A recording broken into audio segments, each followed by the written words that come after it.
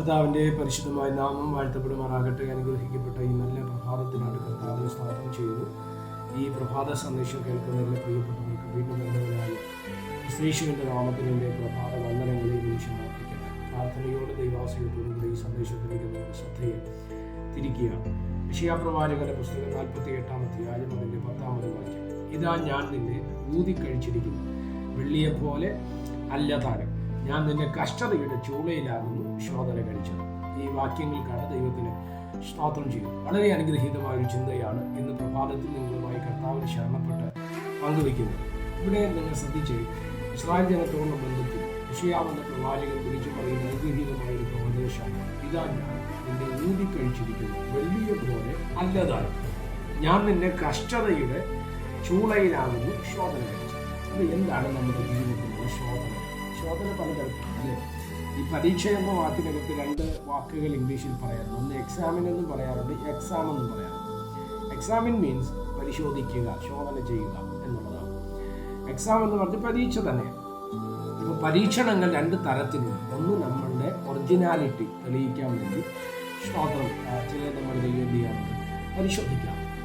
എന്നാൽ മറ്റൊരു പരീക്ഷ അങ്ങനെ അല്ല. നമ്മൾ അതിൽ കൂടെ കടന്ന് തന്നെ ആകണം. അത് നമ്മുടെ അപ്പുറത്തേക്ക് നമ്മൾ പോകുമ്പോൾ ചില പരാജയപ്പെടും, ചില വിജയകരമായി പൂർത്തീകരിക്കാൻ തക്കവണ്ണം ഇടവരും. അതിനൊരു റിസൾട്ട് ഉണ്ടെന്നുള്ള കാര്യം ശ്രദ്ധിക്കണം.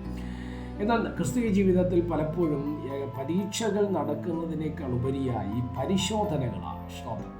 പത്രോസിന്റെ ലേഖനത്തിലേക്ക് വായിക്കുമ്പോൾ വെള്ളിയേക്കാൾ പൊന്നിനേക്കാൾ നിങ്ങളുടെ വിശ്വാസത്തിന്റെ പരിശോധന വിലയേറിയത് എന്ന് നമ്മൾ വായിക്കുന്നു, അല്ലേ? ഇയ്യോബിന്റെ പുസ്തകം നമ്മൾ പഠിക്കുമ്പോൾ ഇയ്യോബിനെ ശോധന ചെയ്യുകയാണ്. പിശാച് വെച്ച ഒരു വാദകൻ. പിശാച് പറഞ്ഞു നിന്നെ ദൈവത്തെ തള്ളിപ്പറയും എന്ന് പറഞ്ഞപ്പോൾ ദൈവം പറഞ്ഞില്ല, എങ്കിൽ പിന്നെ നോക്കാം എന്നുള്ള രീതിയിൽ സ്തോത്രം ദൈവം ഇയ്യോബിനെ ശോധന കഴിക്കുകയാണ്. ഇയ്യോബ് ഒരു വാക്കുകൊണ്ട് പോലും ദൈവത്തെ തള്ളിപ്പറഞ്ഞില്ല, അല്ലേ? അവിടെയാണ് പരിശോധന. അപ്പോൾ ഇയ്യോബിന്റെ ജീവിതത്തിൽ വെളിപ്പെട്ടത് കഷ്ടതയല്ല, അതൊരു ശോധനയാണ്. സ്തോത്രം കഷ്ടതയാകുന്ന ശോധന എന്നൊക്കെ നമുക്കതിന് പറയാം.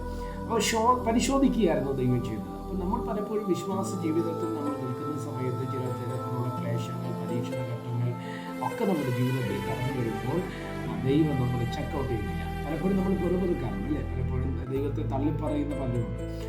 ഇനി ദൈവം വേണ്ടെന്ന് പറഞ്ഞ് മാറിപ്പോകുന്ന അനേകരെ നമുക്ക് കാണുവാൻ തക്കവണ്ണം കഴിയും. വിശ്വാസ കപ്പൽ തകർന്നു പോയവരെ കുറിച്ച് തിരുവചനം രേഖപ്പെടുത്തുന്നു. എന്നാൽ ശ്രദ്ധിക്കേണ്ട ഒരു കാര്യമുണ്ട്, ഇങ്ങനെയുള്ളവർക്കെല്ലാം ദൈവരാജ്യത്തിൽ നിന്ന് അവർ അകന്നു പോകുമ്പോൾ കഷ്ടതകളെ സഹിച്ച്, വേദനയെ സഹിച്ച്, നിന്ദയെ സഹിച്ച്, ആക്ഷേപം സഹിച്ച്, പരിഹാസം സഹിച്ച് നമ്മൾ ഈ ദൈവമുഖത്ത് ദൈവനാമത്തിന് വേണ്ടി നമ്മൾ നിന്നാൽ നമ്മുടെ ജീവിതം ഏറ്റവും അനുഗ്രഹിക്കപ്പെടുകയാണ്. ഇസ്രായേൽ ജനത്തെക്കുറിച്ച് പറഞ്ഞ് നിങ്ങളിതിന് ശോധന കഴിച്ച് ഊതിക്കടിച്ചിരിക്കുന്നത് വെള്ളിയെപ്പോലെ അല്ലതാണ്, കഷ്ടതയാകുന്ന ചൂളയിലൂടെയാണ് നിങ്ങൾ ശോധന കഴിച്ചത്. കഷ്ടതകൾ നമ്മുടെ ജീവിതത്തിൽ കടന്നു വരുമ്പോൾ, പരിശോധനകൾ കടന്നു വരുമ്പോൾ ഓർക്കണം, ദൈവം നമ്മളെ പരിശോധിക്കുക. എന്തിനാണ്? ഇതിനപ്പുറത്ത് നന്മ നമുക്ക് വേണ്ടി കരുതി വെച്ചിട്ടുണ്ട്. യോസേഫിന്റെ ജീവിതത്തിൽ ഒട്ടക്കിണറും പോത്തിപ്പന്റെ വീടും കാരാഗ്രഹവും ഒരു കഷ്ടതയാണ്. എന്നാൽ അതിനപ്പുറത്തേക്ക് വരുമ്പോൾ യോസേഫിന്റെ ജീവിതം ഒരു വലിയ അനുഗ്രഹത്തിലേക്ക് വഴിമാറുന്നതായിട്ട് നമ്മൾ വായിക്കുന്നുണ്ട്, അല്ലേ? എന്നെ ശ്രദ്ധിക്കുന്ന ദൈവമക്കളോട് ഞാൻ പറയാം, നിശ്ചയമായി ദൈവം നിങ്ങളെ മാനിക്കണമെങ്കിൽ, ദൈവം നിങ്ങളെ അനുഗ്രഹിക്കണമെങ്കിൽ, ദൈവം നിങ്ങളെ ഉയർത്തണമെങ്കിൽ ഒറ്റക്കാര്യം കഷ്ടതയാകുന്ന ശോധനയിലൂടെ, പ്രയാസങ്ങളിലൂടെ, പ്രതിസന്ധികളിലൂടെ നമ്മൾ എന്ത് ചെയ്യണം? കടന്നു പോകേണ്ടി വരും. ക്രൂശുണ്ടോ? ഒരു ഉയർപ്പുണ്ട്. ഒരു ഗത്സമനയുണ്ടോ? അത് സ്തോത്രം, ഒരു ഉയർപ്പ് നിനക്ക് വേണ്ടി ദൈവം ഒരുക്കി വെച്ചിട്ടുണ്ട്. ആ ഉയർപ്പിനായിട്ട് പ്രതീക്ഷയോടും പ്രാർത്ഥനയോടും ദൈവകൃപയോടും കൂടെ ആയിരിക്കാൻ ദൈവത്തിൻ്റെ ആത്മാവ് നമ്മെ എല്ലാവരെയും സഹായിക്കട്ടെ. പ്രാർത്ഥിക്കാം. പരിശുദ്ധനായ ദൈവമേ, സ്വർഗീയ നല്ല പിതാവേ, സന്ദേശത്തിന് നന്ദിയോടെ കർത്താവിന് സ്തോത്രം ചെയ്യുന്നു. ഈ സന്ദേശം കേൾക്കുന്ന എല്ലാ പ്രിയപ്പെട്ടവരെ ഉത്തരവിൽ തരികയാണ്. ചിലവരെയും മറയ്ക്കണം. അനുഗ്രഹത്തോടെ, ബലത്തോടെ, സൗഖ്യത്തോടെ, ദൈവകൃപയോടെ ജീവിക്കാൻ കർത്താവിന്റെ എല്ലാ മഹത്വം കർത്താവ് യേശു കർത്താവിന്റെ നാമത്തിൽ തന്നെ. എല്ലാവരെയും ദൈവം അനുഗ്രഹിക്കട്ടെ. God bless you.